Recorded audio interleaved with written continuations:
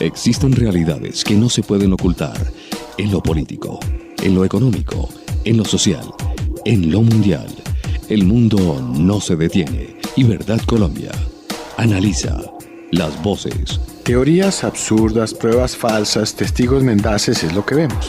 Los hechos, los acontecimientos que son noticia. Y es que el tema de las falsas víctimas pues sigue estando al orden del día en Colombia.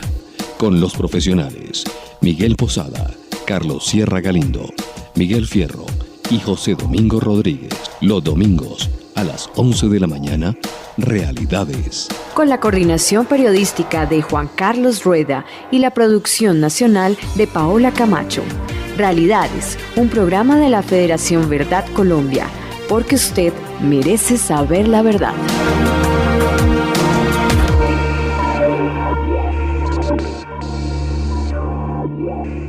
Señoras y señores, qué gusto saludarlos. Se termina este año 2014. Le damos la bienvenida a Realidades, el programa de la Federación Verdad Colombia. Un abrazo grande para todos ustedes a través de RCN, la Radio de Colombia y su sistema de emisoras Radio Red. Un abrazo muy especial. Paulita, un gusto saludarte. También deseándote todo el éxito posible para este nuevo año 2015. Muchísimas gracias, Juan Carlos. De igual manera, deseo muchas bendiciones para ti y para todos nuestros oyentes que nos han acompañado a lo largo de este año aquí en Realidades. Mil gracias por hacer parte de nuestro programa.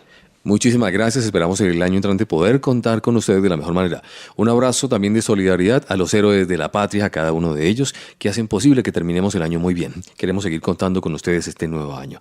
Invitado nuevamente el día de hoy para entrar en materia, mi querida Paolita, el mayor general José Erlindo Mendieta. Estaremos hablando de esa historia de vida en cautiverio que yo me he tomado el atrevimiento de titularlo La Jaula, la caja de la muerte. Sí, y es que, digamos, escuchándolo de labios de una víctima, como lo es el general Mendieta, pues podemos entender un poco más, podemos sentir el dolor de él y de su familia, la constante presión de sentir la amenaza de muerte día y noche. Día y noche, en algo que él denominó precisamente así, la jaula. Estaremos hablando de él también, el tema de Clara Rojas, la ley segunda de tiro fijo, que sigue vigente todavía, ¿no? Tema de Piedad Córdoba, ¿víctima de quién? Vamos a hablar también, ¿habrá paz en el 2015? Le preguntamos precisamente al mayor general, ¿acabarán las FARC todas sus formas de lucha? Este y muchos temas estaremos desarrollando precisamente el día de hoy en nuestro último programa de este año 2014. Yo los sigo invitando a que consulten www.verdadcolombia.org y también que nos sigan en nuestras redes sociales Facebook y Twitter, que el otro año va a tener muchas sorpresas. Claro que sí, a todos ustedes un feliz año, una feliz terminación de este 2014, que el año 2015 esté lleno de bendiciones del cielo para todos. Feliz año para todos. Bienvenidos a Realidades. En la vida todo puede ser interrumpido. La educación de sus hijos no. Seguros Bolívar lanza Educación Total Bolívar, donde además de ahorrar, usted asegura la educación de sus hijos. Otro producto Seguros Bolívar. Tranquilidad para ti y tu familia. Vigilado Superintendencia Financiera de Colombia. Por motivos de seguridad, le informamos a la terna arbitral que su evacuación del estadio se hará en el carro de color rojo con placas RFZ 840 que los estará esperando en el sector norte. En estos momentos, su dinero puede estar en el lugar equivocado. Tráigalo. Da Vivienda. Vigilado Superintendencia Financiera de Colombia. En Realidades, traemos las fuentes directas para analizar los temas de actualidad más importantes de Colombia y el mundo. Este es el invitado de la semana. Como lo anunciamos la semana anterior, nos acompaña nuevamente en el estudio el mayor general Luis Erlindo Mendieta Ovalle, oficial de la Policía Nacional en retiro, que fue secuestrado por las FARC en la toma de Mitú el 1 de noviembre de 1998 y el 13 de junio de 2010 fue rescatado por el Ejército Nacional.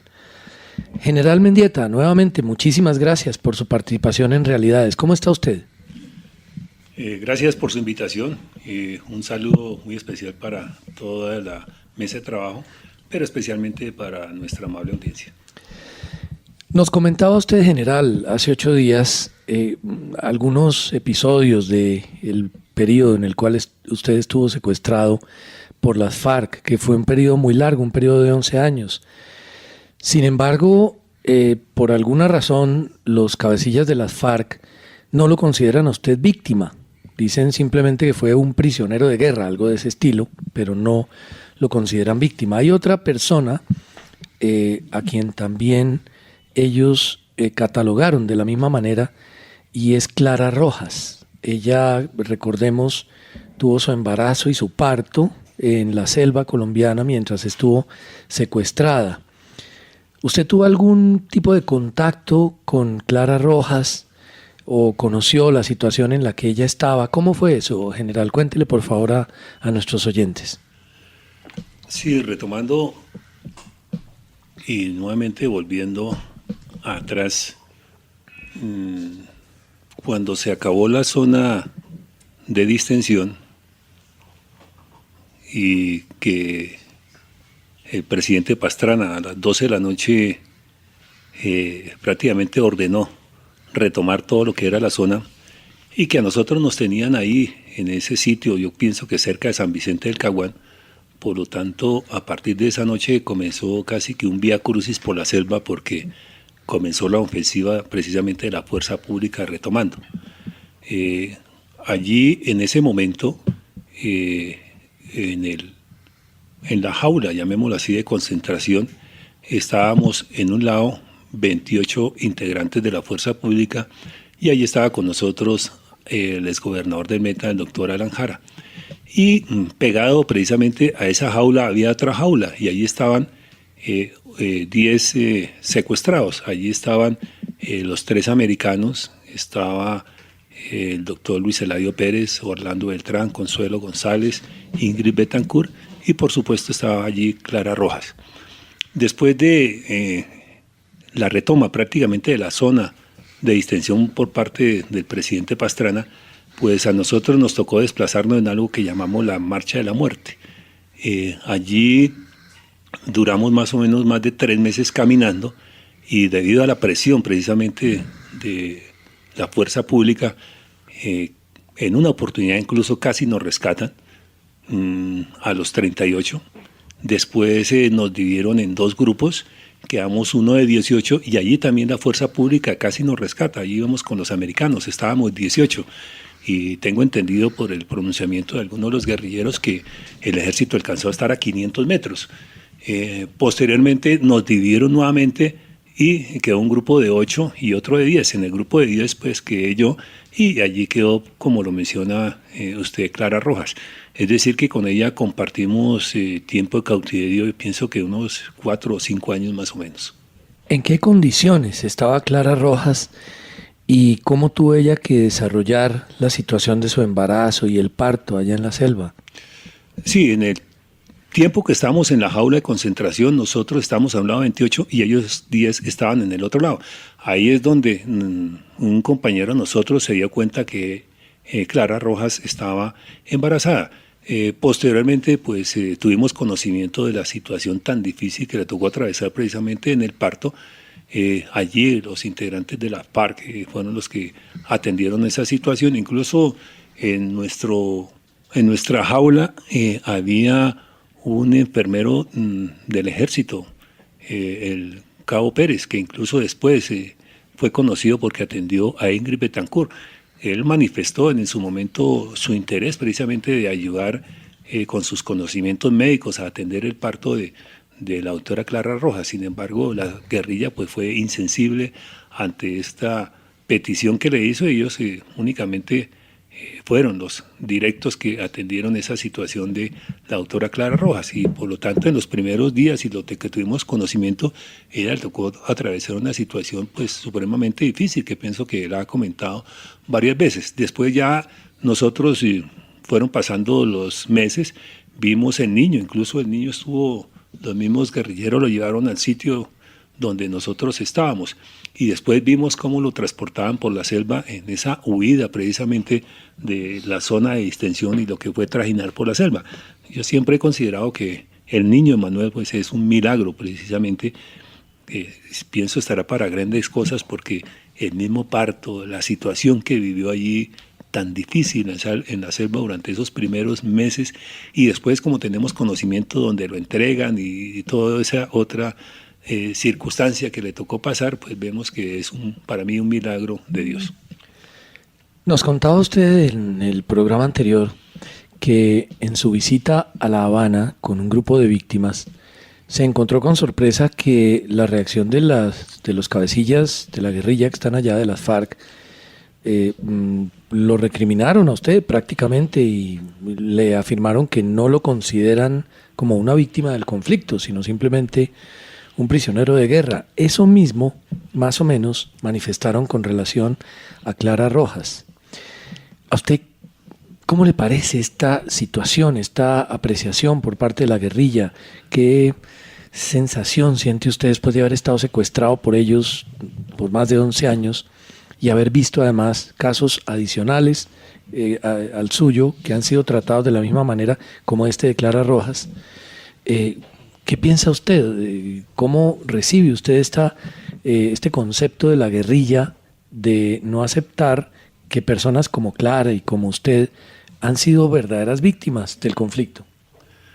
Sí, las FARC siguen insistiendo y yo pienso que no son solo ellos, sino que hay una cantidad de dirigentes nacionales, de determinadas tendencias que precisamente son los que orientan, trazan la política e incluso cuál es el discurso que ellos tienen que dar. Aparte de eso, los asesores internacionales, porque esto no es una cuestión únicamente de Colombia, porque incluso en algunas caminatas allá en la selva, dentro de los libros que veíamos, precisamente ellos retoman ese estudio de lo que fue el caso, por ejemplo, de Chile, el caso de Argentina, y ellos van analizando precisamente para ver cómo se toman el poder y para que no les vuelva a pasar el caso, pues precisamente cuando la dictadura de Pinochet. Aparte de eso, pues también el ejemplo es allí lo de Venezuela. Ellos son expertos en este tema y tienen muchísimos asesores.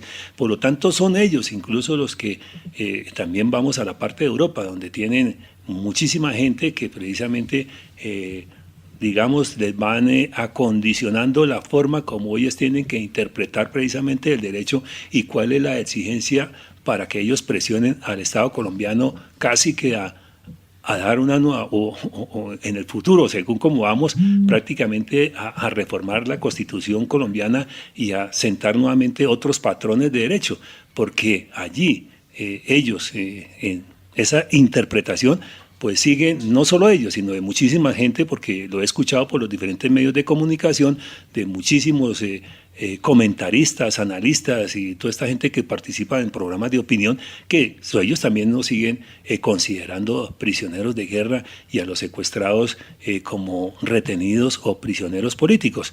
También es el caso mencionar que en su momento incluso se sigue justificando la aplicación de la ley 2 de tiro fijo, que es el recaudo de impuestos, según ellos, que no es otra cosa que la extorsión que le hacen a la gran parte de los colombianos que son afectados por este delito.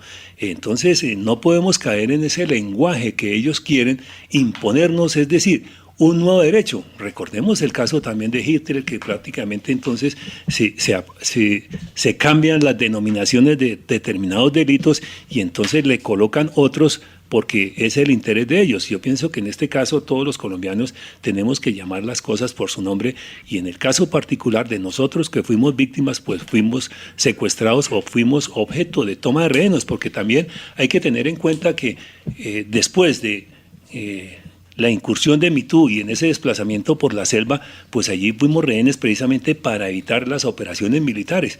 Ahora, en los sitios donde nos tuvieron en la zona de distensión, pues obviamente allí pues fue un terreno que le cedió el gobierno nacional, pero una vez se termina esta zona de distensión, nuevamente somos utilizados como rehenes para transitar por la selva e evitar las operaciones de la fuerza pública. Entonces allí, retomando lo de Cuba, pues las FARC van a insistir y yo creo que según algunos analistas con los cuales hemos comentado este tema, ellos van a seguir insistiendo en ese nuevo lenguaje que nos quieren imponer y por eso nosotros tenemos que ser exigentes y casi que drásticos en que las cosas se deben de llamar por su nombre por los delitos que han cometido, es decir, los crímenes de guerra, los crímenes de lesa humanidad, las infracciones al derecho internacional humanitario, a los derechos humanos y al Estatuto de Roma. Es totalmente claro, general, eso que usted dice, nos están imponiendo un lenguaje y nos están vendiendo una idea falsa. Por ejemplo, volviendo al tema Cuba, pues muchos han considerado una burla que en cada viaje de víctimas solo 4 son de la guerrilla y 8 de los paramilitares y del Estado. Pero lo más grave aún, en este último viaje iban solo 2 víctimas de las FARC, 2 de las FARC, el resto de paramilitares, e iba Piedad Córdoba. ¿Usted qué piensa de eso? Sí, pienso que después del trabajo que se realizó precisamente en los foros regionales que se realizaron en Colombia, prácticamente ya se tenía definido quiénes eran las víctimas que iban a participar en Cuba y quiénes eran aquellos representantes de las víctimas. Y dado el trabajo que se hizo, se logró la visibilización de las víctimas de las FARC, porque tengo entendido que en su momento iban a ir 20, y dado el trabajo pues lo subieron a 60, pero entre los 20 no iba a ir ninguna de las víctimas de la FARC, porque la tendencia era que el Estado era únicamente el victimario y por lo tanto determinadas personas iban a tomar la vocería de todas las víctimas del conflicto colombiano, pero no iban a tener en cuenta a víctimas de la FARC. Después de este trabajo se logró precisamente que participaran algunas y vemos que, como bien lo menciona, fueron 2 en el último evento. En el caso nuestro, en la tercera comisión fuimos 4, en la otra creo que no fue sino 1 o 2 también. Claro, la FARC sigue con su estrategia precisamente de invisibilizar las víctimas de la FARC y por eso tratan de llevar un gran número de víctimas. Por eso en los próximos días vamos a ver cómo se va a desarrollar este tema, porque si es una negociación entre el gobierno y las FARC, por supuesto que tendrían que estar únicamente las víctimas de las FARC, porque también vemos que en los otros casos de ejecuciones o de víctimas de lo que ellos llaman víctimas de Estado, pues el Estado ha sancionado a los responsables, muchos están pagando penas y también han hecho las acciones contenciosas administrativas, es decir, han sido reparados. Entonces no entiendo por qué en este momento pues están presentes en Cuba. ¿Y usted qué opina de Piedad Córdoba? ¿Usted la ve como víctima? ¿Qué hace allá Piedad Córdoba? Ella no es víctima de las FARC, ¿de qué? Hace más o menos 2 años precisamente tenemos conocimiento que ella estaba llevando a cabo ese trabajo para tomar la representación de todas las víctimas. Y pienso que en este momento, pues, dado precisamente la selección que hace Naciones Unidas, la Universidad Nacional, que con ellos tuve precisamente el enfrentamiento, podríamos decir, verbal, porque de allí los intelectuales de la universidad, en una reunión en Naciones Unidas, ellos fueron los que insistieron en que nosotros no éramos víctimas y me recriminaron en su momento que yo no era víctima. Allí un intelectual de la Universidad Nacional, que nosotros era prisioneros de guerra, no teníamos que estar allí. Entonces, para que se dé cuenta de cómo iba en el fondo las cosas, y por eso dentro de los representantes que ya se tenían, era uno de ellos, pues la autora Piedad Córdoba. Por lo tanto, en este momento, si se tiene en cuenta que son víctimas de la FARC, pues ella no es víctima de las FARC, sino que tuvo otras condiciones, que ya hubo procesos anteriores donde prácticamente le definieron su situación y además ella tiene pendiente de unas acciones contenciosas administrativas. Fíjese que nos tienen llamando intelectuales a los de izquierda. Ellos mismos se llaman así intelectuales y nosotros también los estamos llamando intelectuales. Recordemos que Piedad Córdoba fue secuestrada por los paramilitares en 1999. O sea, ella realmente sí se podría considerar víctima, pero de otro proceso distinto, del proceso que hubo contra los paramilitares, seguramente pues hace ya 10 años, 8 años, y ellos hoy están incluso en Estados Unidos pagando condenas por no haber cumplido, no haber honrado los acuerdos a los cuales se habían llegado inicialmente con el gobierno de Uribe. Pero también tenemos que recordar que la Procuraduría destituyó e inhabilitó a Piedad Córdoba como congresista por un periodo de 18 años. Esto lo hizo teniendo en cuenta que consideró que había unas pruebas obtenidas en el computador del desaparecido Raúl Reyes, cabecilla de las FARC, que relacionaban a Piedad Córdoba con este grupo terrorista. Entonces, la situación es bastante clara. Ella, si se considera víctima, perfectamente podría haber participado, pero en otra negociación, no en la de las FARC. Es como más o menos si ahora aparece una víctima de un atraco callejero o una víctima de una situación también de violencia, de irregularidad en el tema de la seguridad nacional, como lo queramos llamar, pero pretende ir a La Habana a hacerse pasar por una víctima por el hecho de que sufrió las consecuencias o los rigores del conflicto, pero a manos de otro grupo distinto. Lo que dice usted es totalmente cierto. Allá deberían estar solamente víctimas de las FARC. Recordemos también que el político conservador Oscar Tulio Lizcano estuvo 8 años en poder de la guerrilla, estuvo secuestrado por la guerrilla y en el año 2008 se fugó de su cautiverio. Pues el senador Mauricio Lizcano, quien es su hijo, manifestó que no tenía sentido llevar a la mesa de La Habana a amigos de las FARC. Esto, pues, refiriéndose, por supuesto, a la ex senadora Piedad Córdoba.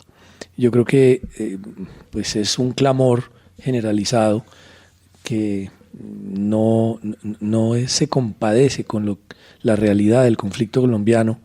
El hecho de que va una docena de víctimas, dentro de las cuales solamente hay 2, en el mejor de los casos 4, que han sido verdaderas víctimas de las FARC, y el resto pues son víctimas seguramente de otros grupos o de otras situaciones relacionadas con el conflicto.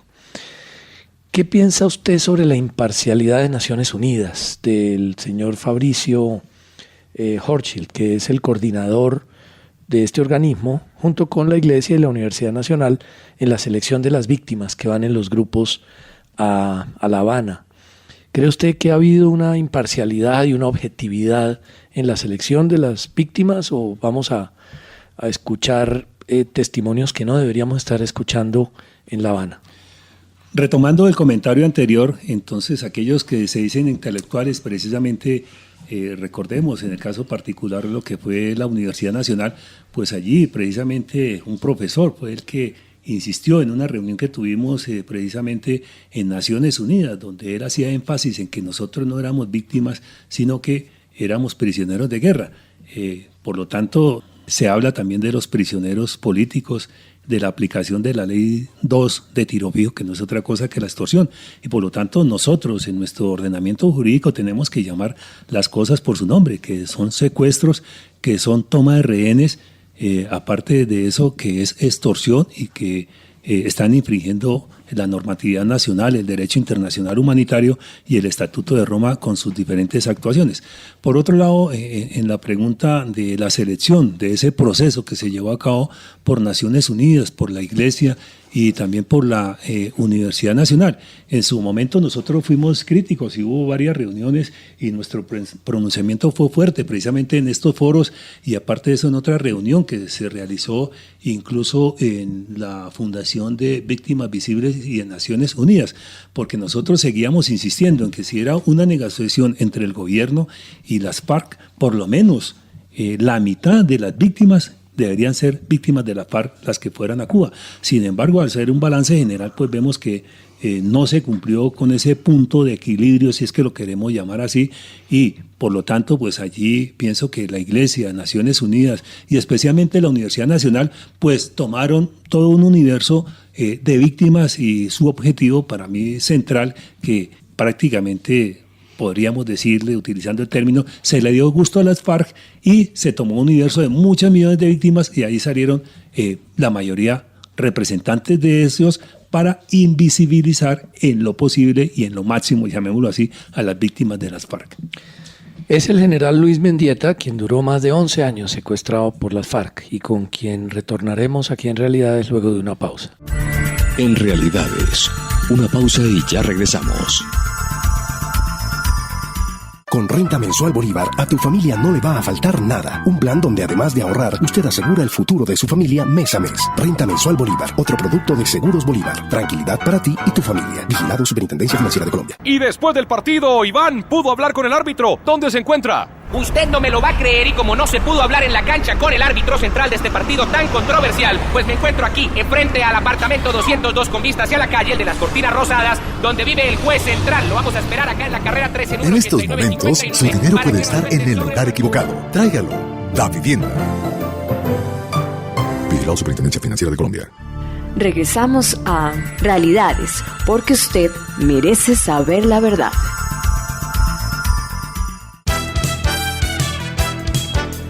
En Realidades, Verdad Colombia examina y analiza los temas que hacen noticia en Colombia y en el mundo.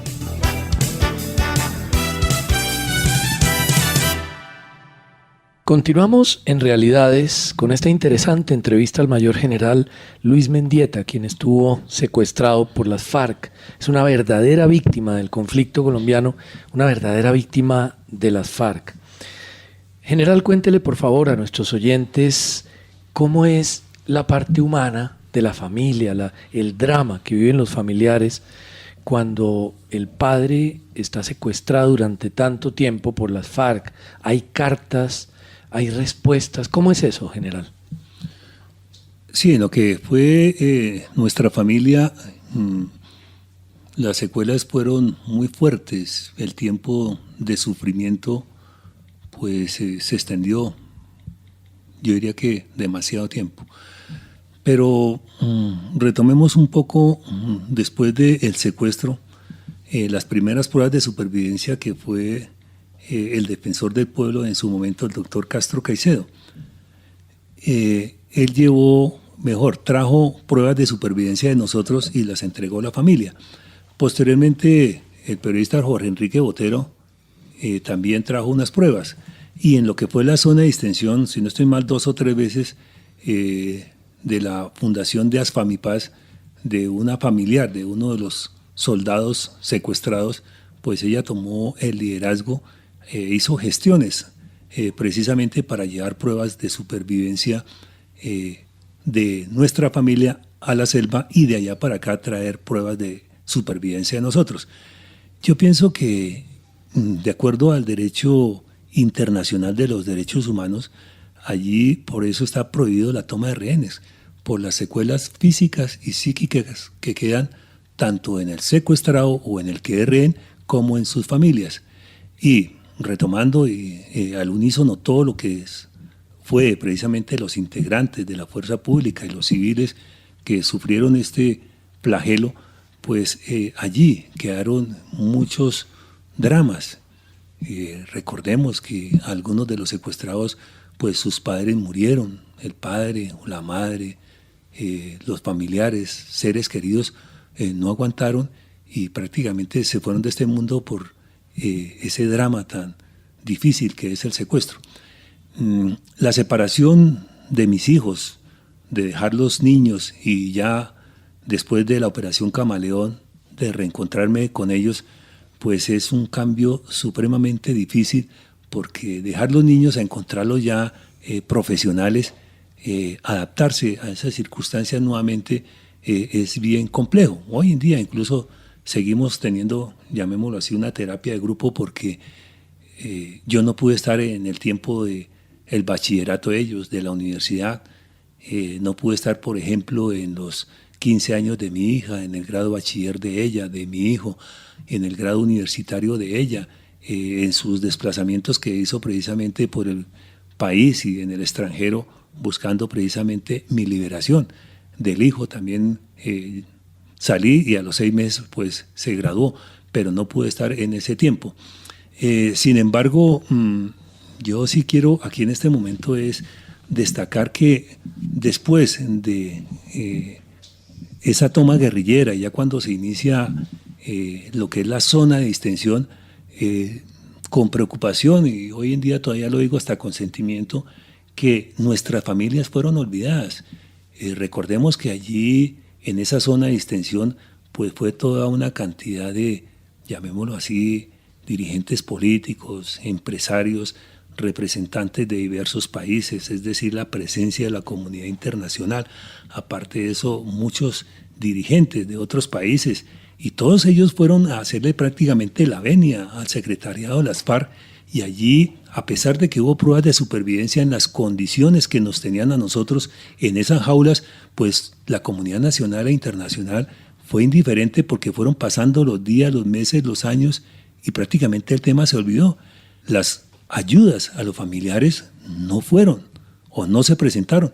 Por lo tanto, allí las familias de los secuestrados, y como pasa también con los secuestrados civiles, después de que se produce un hecho de estos, comienza casi que un empobrecimiento porque pues los familiares de los soldados de policía son campesinos, gente muy humilde.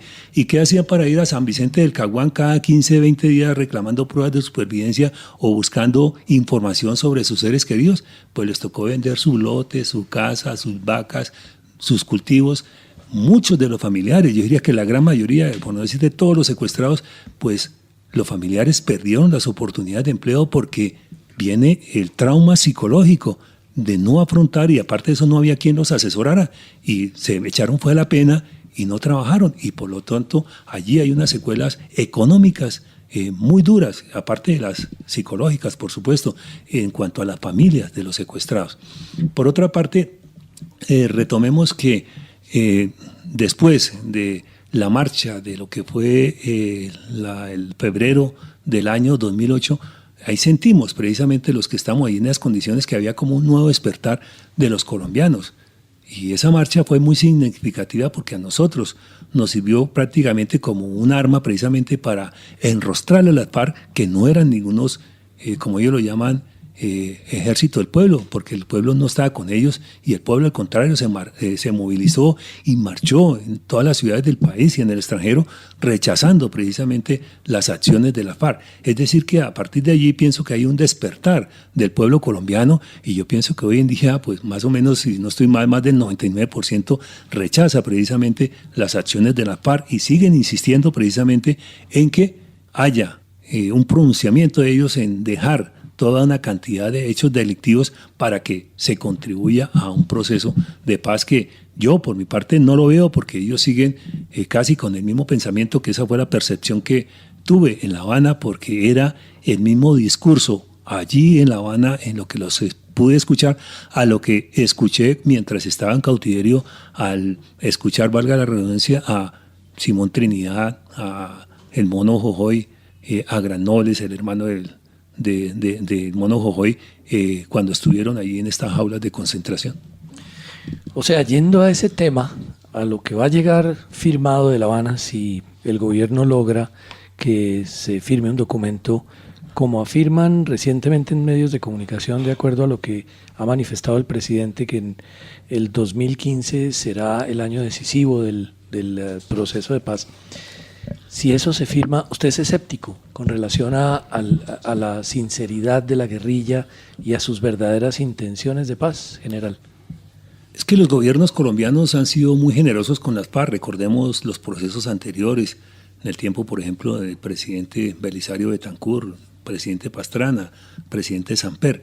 Allí hubo muchas concesiones y prácticamente se les dio la oportunidad a las FARC para que dieran gestos, hechos reales de paz e iniciaran un proceso. Sin embargo, ellos continuaron con su accionar delictivo, cometiendo toda clase de crímenes, y por eso se acabaron esos procesos.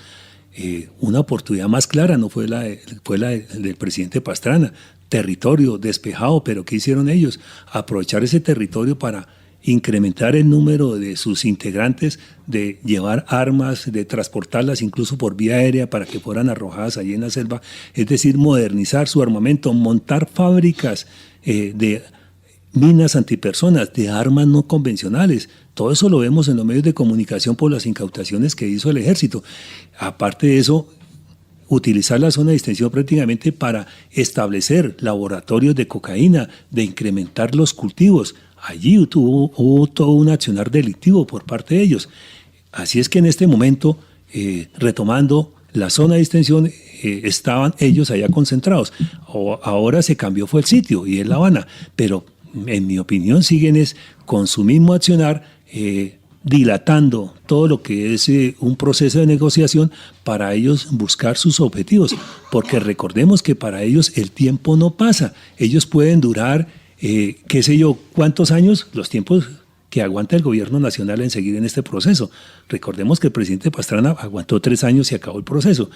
Ahora van 2 años. Claro, no sabemos cuánto tiempo más se dilate esto, pero de acuerdo a los pronunciamientos y algunas lecturas que he hecho de algunos asesores que precisamente vienen trabajando en este tema, vemos que nuestra firma pues va a ser de pronto un documento, pero después de la firma de ese documento va a comenzar a tener una cantidad de inconvenientes porque viene lo que ellos llaman hacer la paz, construir la paz, después transformar el conflicto, y en eso, según ellos, van a durar 10, 20 y hasta 30 años.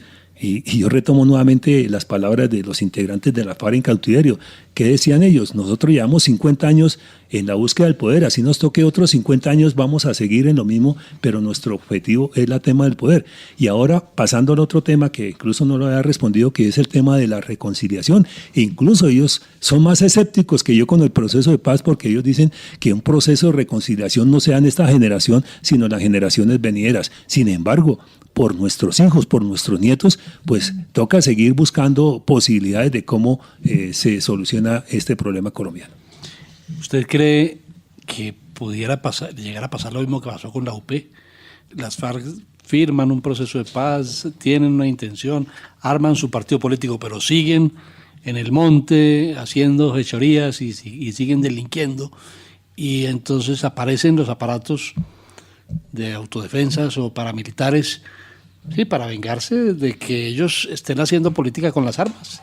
O sea, con dos estructuras, una legal y una armada. Sí, lo que escuchábamos ahí en el tiempo de cautiverio es que ellos siguen combinando todas formas de lucha, y por lo tanto, en su momento decían, presidente Pastrana nos dando estas oportunidades, pues nosotros las aprovecharemos al máximo. Por lo tanto, es para simplificar el ejemplo. Un paso que el gobierno nacional es un paso que ellos han dado, y por lo tanto ellos no van a retroceder, sino van a querer dar el segundo paso, el tercero y el cuarto. Es decir, la política de todo para mí, pero nada de concesión para los demás. Y vemos que ese ha sido prácticamente el hecho durante estas actuales negociaciones, porque el gobierno nacional ha sido muy generoso. Tomemos el ejemplo de la instalación en Oslo.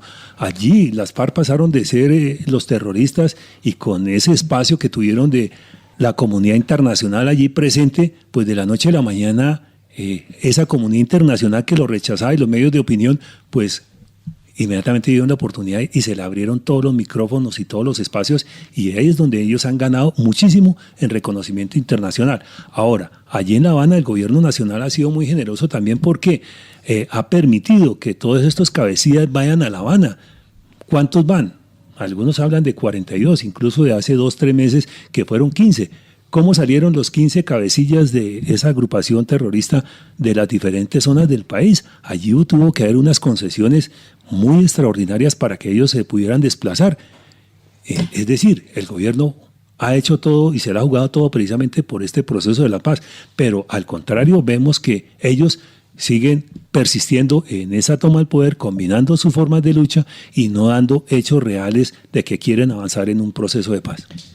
Precisamente el presidente Santos, y refiriéndose un poco a ese tema que usted menciona, recientemente dijo que no estaba pensando renunciar a esta causa en caso de que los colombianos no le den el visto bueno a los acuerdos de paz. O sea, esto es más o menos decirle a la gente en Colombia, no importa si usted no está de acuerdo, igual yo voy a seguir insistiendo en el tema.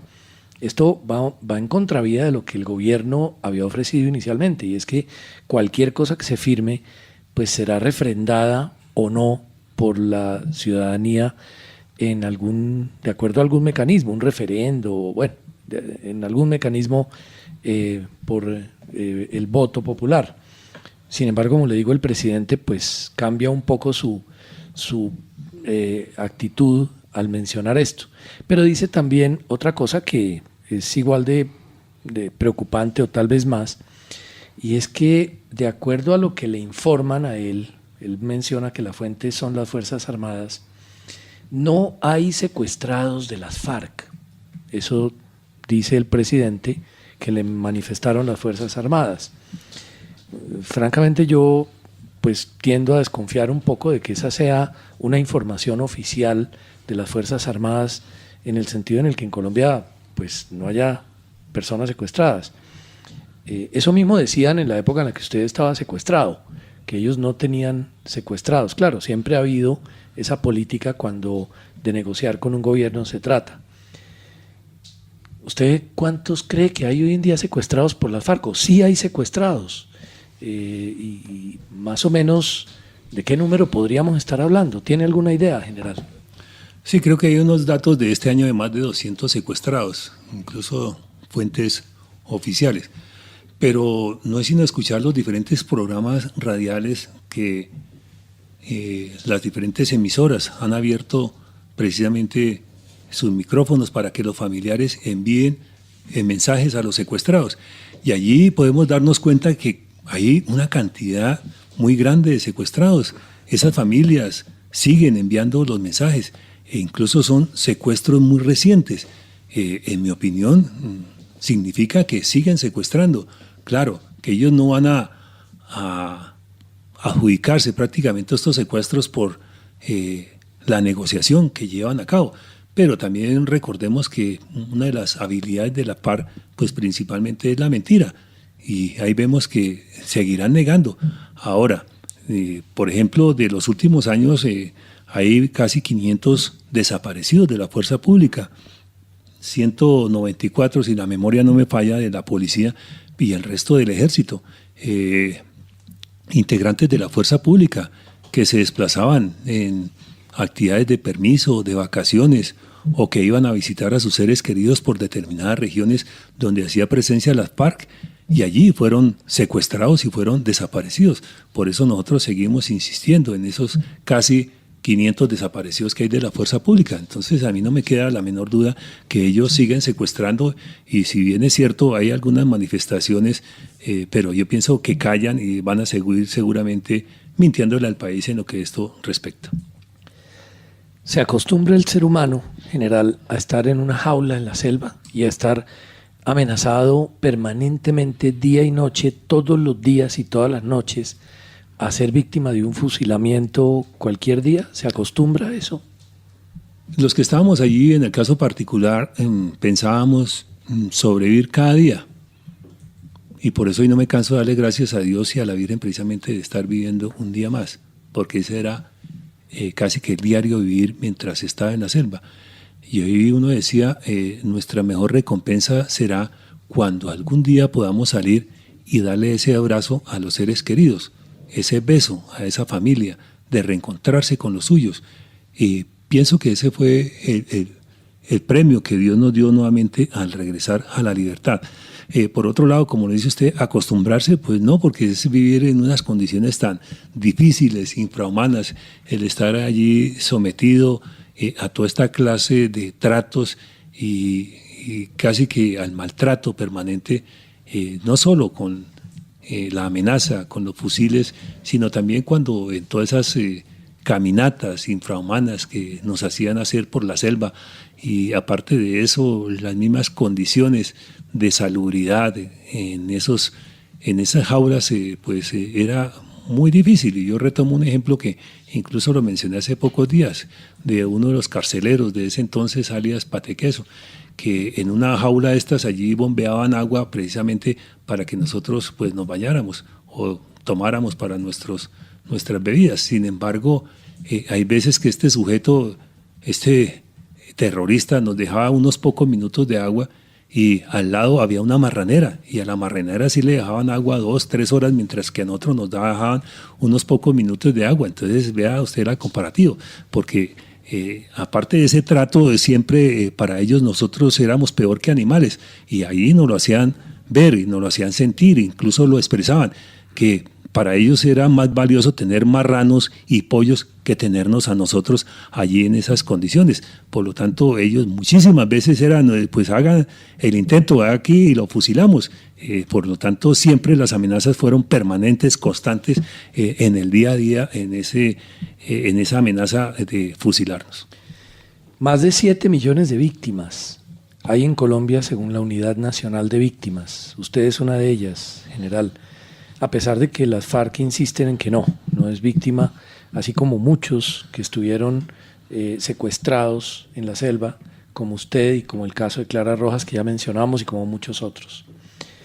En este momento estamos a punto de enfrentar uno de los temas más complicados allá en La Habana, que tiene que ver con el tema precisamente de reparación a las víctimas y la justicia que se le aplicará a los cabecillas y a los guerrilleros que se desmovilicen. Los colombianos somos muy escépticos con relación a este par de temas. Hemos visto que el gobierno tiene un interés particular y curiosamente lo hemos visto también incluso en la fiscalía, no solo en el gobierno, sino un interés muy particular en que no se llamen secuestros, se llamen retenciones, en que no se llame narcotráfico, sino se llame financiación necesaria del grupo ilegal para su funcionamiento.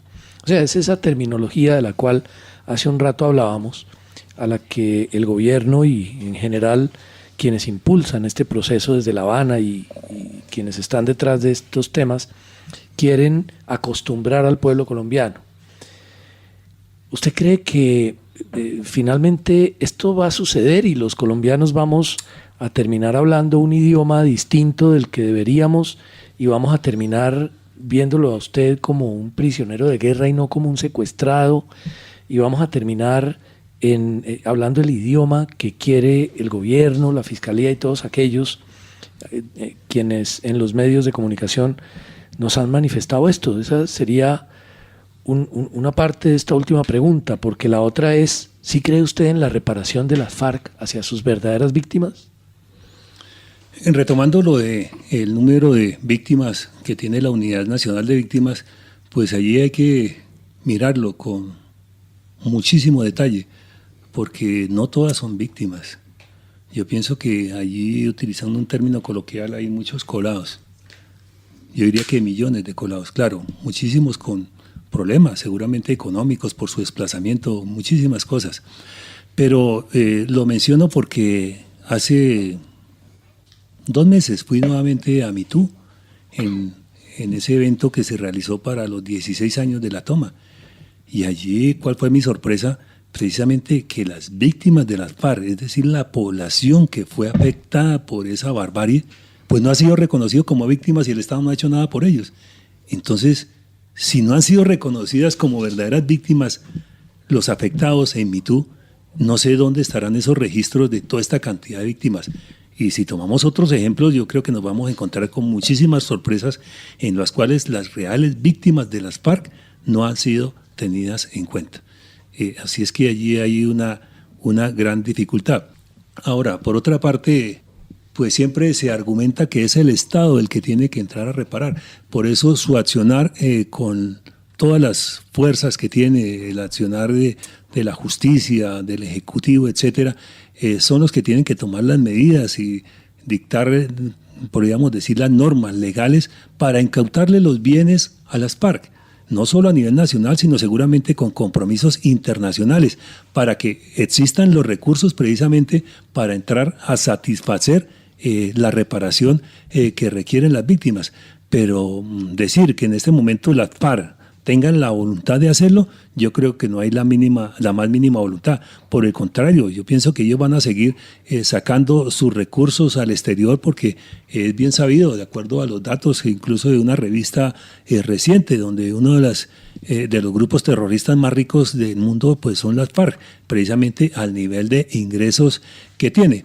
Y por otra parte, lo que menciona de la terminología, no podemos caer en eso porque, en primer lugar, ellos siguen insistiendo en lo de prisioneros de guerra, pero es que aquí no hay un conflicto internacional, y para que haya prisioneros de guerra tiene que haber ese conflicto internacional y no lo hay. Por lo tanto, aquí hay que seguir llamando las cosas por su nombre, en los cuales pues ellos siguen cometiendo una cantidad de delitos. Pero retomemos que ellos quieren comparar y llegar casi que en igualdad de condiciones.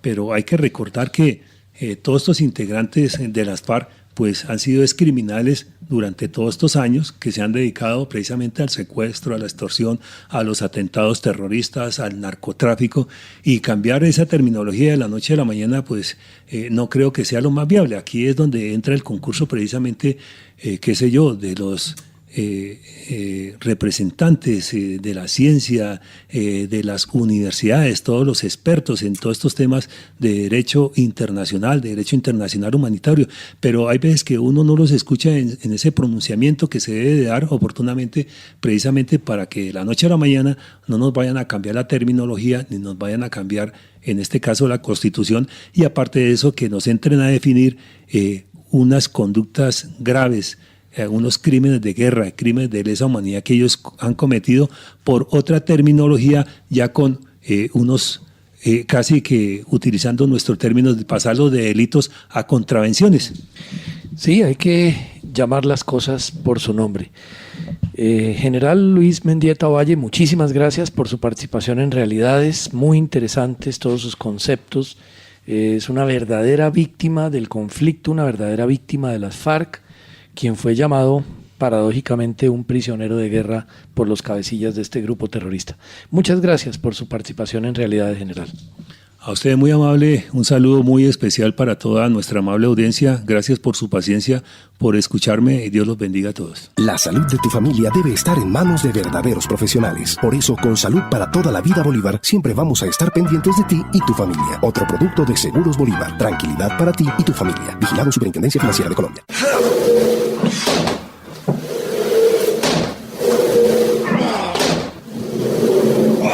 Amor, cuidado con la pared. ¡Ay, pilas, el piso! ¡Cuidado con el piso! Yo sé. Sí, mi amor, tenías toda la razón. El sofá se ve mejor en donde estaba, en el segundo piso. En estos momentos, su dinero puede estar en el lugar equivocado. Tráigalo. Banco da Vivienda. Aquí lo tiene todo. Vigilado Superintendencia Financiera de Colombia. Bueno, señoras y señores, llegamos al momento final de Realidades. Esperamos que el programa haya sido de su total agrado. Agradecerles de verdad que nos hayan acompañado a todos ustedes, a las diferentes ciudades que se conectan con nosotros. A esta hora, un abrazo muy, pero muy grande y muy especial. El próximo domingo, temas, invitados, análisis, reflexión con nuestros profesionales de Verdad Colombia. Feliz semana para todos. En 8 días, nuevamente Realidades, con el análisis crítico de nuestros profesionales. Síganos en nuestras redes sociales, Facebook y Twitter, @Verdad Colombia, y en el ciberespacio a través de www.verdadcolombia.org. Realidades, un programa de la Federación Verdad Colombia, porque usted merece saber la verdad.